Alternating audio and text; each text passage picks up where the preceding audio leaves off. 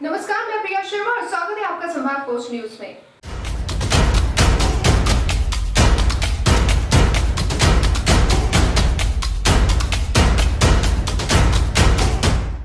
आखिरकार 2 दिन इंतजार के बाद नगर पालिका निगम के बजट पर प्रशासन की तरफ से अंतिम मुहर लगा दी गई है। मध्य प्रदेश की आर्थिक राजधानी यानी इंदौर में नगर निगम ने साल 2021-22 का बजट प्रशासक पवन शर्मा के समक्ष सोमवार को ही प्रस्तुत कर दिया था। नगर निगम ने अपने 5,162 करोड़ के बजट में इस बार किसी तरह का नया टैक्स नहीं लगाया है। साथ ही स्वच्छता, नदी शुद्धिकरण पर खास फोकस रखते हुए बजट में विकास कार्यों के लिए बड़ी राशि का प्रावधान किया है, जबकि कोरोना की रोकथाम और यातायात प्रबंधन के क्षेत्र को भी फोकस में लिया गया है। बैठक में निगमायुक्त प्रतिभा पाल सहित अन्य अधिकारी मौजूद रहे। बजट को लेकर आयोजित पत्रकार वार्ता में प्रशासक और निगम आयुक्त ने संयुक्त रूप से बताया कि नगर निगम के प्रस्तावित बजट में कोई नया कर नहीं लगाया गया है। वहीं करों की पूर्व दरों में भी कोई परिवर्तन नहीं किया गया है। बजट में संपत्ति कर के 6.25% छूट के साथ अग्रिम भुगतान हेतु समय सीमा को 30 सितंबर तक बढ़ाया गया है। साथ ही बिना किसी अधिभार के विवरणी सहित संपत्ति कर जमा करने की तिथि 31 दिसंबर 2021 नियत की गई है। नगर निगम द्वारा इंदौर में तेजी से बढ़ती हुई जनसंख्या और उसी के अनुरूप शहर में आवश्यक विकास को ध्यान में रखते हुए विभिन्न मदों में राशि प्रस्तावित की गई है। नगर निगम द्वारा इंदौर रोड मैप 2021 से 2026 के मुख्य घटक शहरी अधोसंरचना, ट्रैफिक प्रबंधन, आत्मनिर्भर इंदौर, पर्यावरण संरक्षण और सामाजिक दायित्वों को केंद्रित करते हुए बजट को तैयार किया गया है।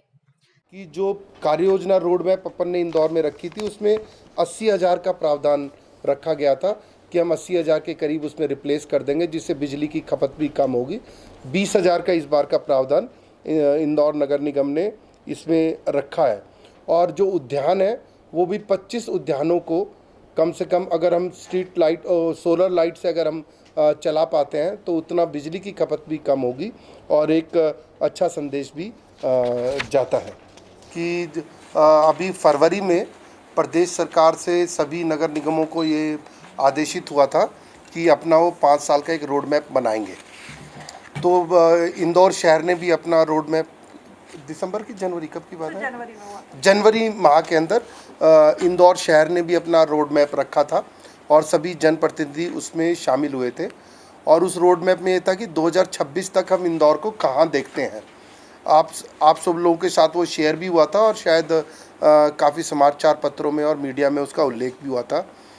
उसको भी इस बजट में ध्यान रखा गया है, क्योंकि हम 5 साल में कहाँ होंगे ये अगर हम देखना चाहते हैं तो एक साल में हमें थोड़ा थोड़ा काम उसमें करके आगे बढ़ना होगा। तो वो भी इस बजट में रखा गया है।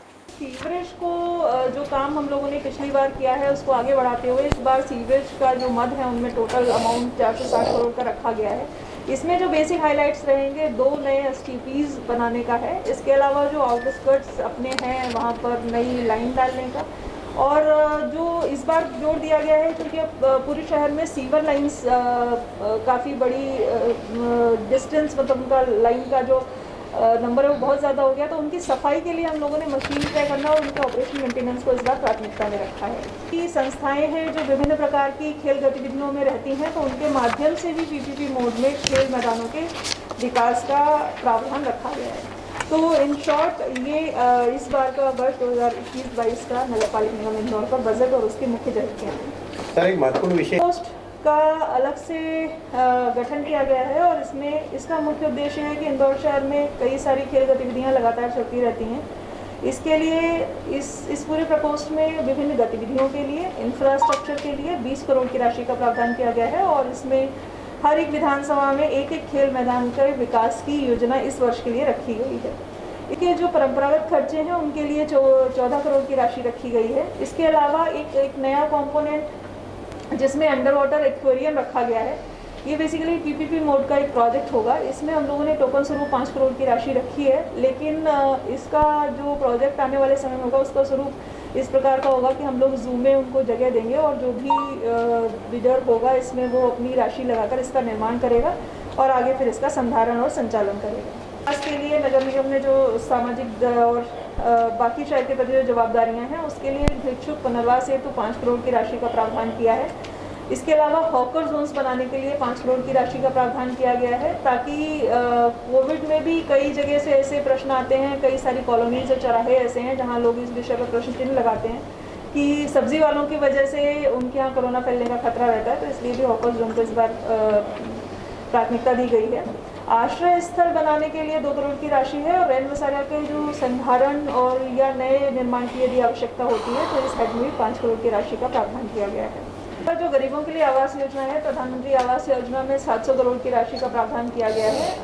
इसमें लगभग 15,250 इकाइयाँ ऐसी हैं जो इस वर्ष के अंत तक यानी मार्च 2022 तक तैयार होंगी, जो लोगों को दी जा सकेंगी। इसके अलावा जो LHP है, जिसको हम लोग लाइट हाउस प्रोजेक्ट कहते हैं, जो कनाडिया एक्सटेंशन में तैयार हो रहा है, इसके लिए भी हम लोगों ने इसमें राशि का प्रावधान किया है।